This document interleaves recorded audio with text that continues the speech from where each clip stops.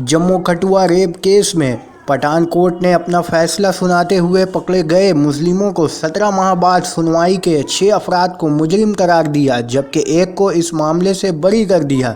ख्याल रहे कि जम्मू कश्मीर के कठुआ इलाके में एक 8 साला बच्ची को अगवा कर गैंग रेप के बाद उसे नहायत ही बुरी तरह से तशद्दुद का शिकार बनाकर मार डाला गया था, जिसकी लाश खस्ता हालत में मिलने से लोगों में ज़बरदस्त गम व गुस्सा की लहर फैल गई और पूरे मुल्क में इसे मामले में एहतजाज बुलंद किया गया। और सुप्रीम कोर्ट की हिदायत के बाद इस केस को जम्मू कश्मीर के बाहर पंजाब के पठानकोट में मुकदमा चला, जहां आज 7 में से 6 को मुजरिम करार देते हुए दोपहर 2 बजे सज़ा का ऐलान किया जाना है।